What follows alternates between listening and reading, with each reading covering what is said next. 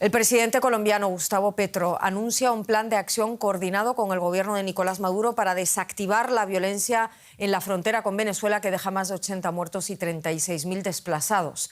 La región limítrofe del Catatumbo completa una semana bajo el sangriento control de la guerrilla del ELN, sumida en intensos enfrentamientos con disidencias de las FARC. En el Catatumbo, territorio fronterizo del noreste colombiano, donde el contrabando de gasolina y cocaína es desde hace años moneda corriente, la violencia siempre ha sido una constante. Sin embargo, en la última semana, un enfrentamiento entre la guerrilla del ELN y disidencias de las FARC desató un baño de sangre que ya deja un saldo de al menos 80 muertos y miles de desplazados. Huyendo, prácticamente huyendo, y uno agarra lo poco que pueda agarrar y vámonos, porque no podemos hacer más nada. Mucha violencia y plomo. Uno como campesino, uno siempre la que lleva la de perder. Sea como sea, uno tiene que bregar y sacar los hijos por fuera. La escalada de violencia estalló tras la masacre de una familia entera el 16 de enero, un crimen cuya autoría aún está siendo investigada.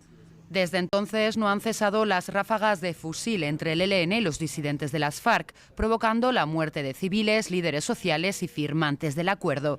Tras la ruptura de las negociaciones de paz por parte del Gobierno, la Fiscalía General de Colombia reactivó las órdenes de captura contra 31 líderes del ELN, quienes habían sido beneficiados con una suspensión de estas en el marco de los diálogos. Esta nueva crisis pone en entredicho la estrategia de paz total del presidente Gustavo Petro, quien reconoció el fracaso de sus esfuerzos para detener la violencia. Pero la situación del Catatumbo enseña en lo que va. Uno aprende también de los fracasos.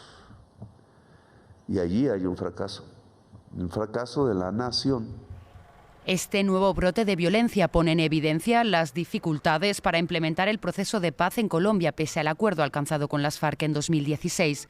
Mientras los grupos armados siguen controlando territorios y actividades ilícitas, el gobierno colombiano se enfrenta al desafío mayúsculo de garantizar la paz en un país que lleva más de 6 décadas de conflicto armado.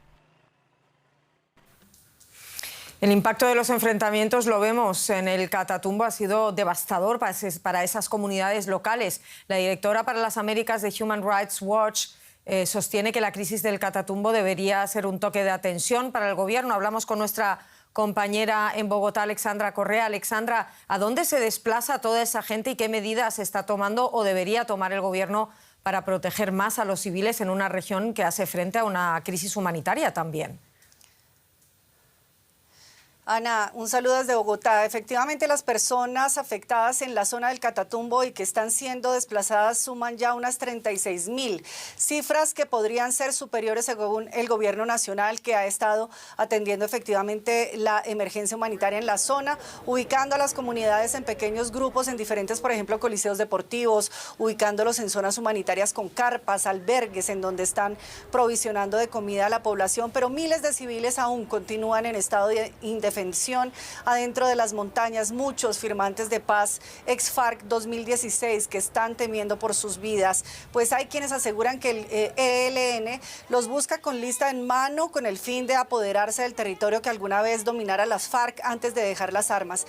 El Catatumbo es una zona rural, Ana, donde poca presencia del Estado hay y en donde grupos como el ELN o las disidencias de las FARC, de las extintas FARC, se pelean el control del territorio que colinda con Venezuela, que ya ha movilizado tropas, buscando ser quienes lideren las economías ilícitas en una zona que tiene vastos cultivos de hoja de coca, materia prima para elaborar la cocaína, como también lo tiene el departamento de Nariño, frontera con Ecuador, en donde también hay problemas de orden público, Ana. Alexandra, estando las cosas como están, con todo lo que nos cuentas, escuchando a Gustavo Petro que habla de fracaso, ¿será posible una reanudación de las negociaciones? ¿Qué papel podrían jugar aquí las organizaciones internacionales? Bueno, este gobierno ha manifestado desde su inicio hace más de 2 años, Ana, que tiene abiertas las puertas del diálogo para alcanzar lo que el presidente Gustavo Petro ha llamado la paz total. No solo manifestando las puertas abiertas a la guerrilla del ELN, con quien suspendió las conversaciones por las masacres en el Catatumbo y el asesinato especialmente a excombatientes de las FARC, sino que Petro ha mostrado interés en dialogar con todos los grupos armados ilegales que deseen acogerse a esa paz total propuesta por el presidente como promesa de campaña. Pero Petro ha sido enfático. El grupo guerrillero del ELN debe demostrar voluntad verdadera de paz y atentando contra la población civil, pues se aleja cada vez más de este propósito, y atentando contra líderes sociales y excombatientes se aleja de ese objetivo, ha recalcado el presidente, afectando pues esas mesas de conversaciones. Ahora, Ana, el papel de la comunidad internacional ha sido crucial y clave desde la firma de paz con las FARC en 2016, pues ha respaldado no solo diplomáticamente, sino económicamente también todo el proceso. Así que es muy clave ese espaldarazo que Naciones Unidas, por ejemplo, le ha dado hoy al gobierno de Gustavo Petro en busca de esa paz total. Alexandra Correa, como siempre, muchísimas gracias. Un saludo hacia Bogotá. Muchas gracias.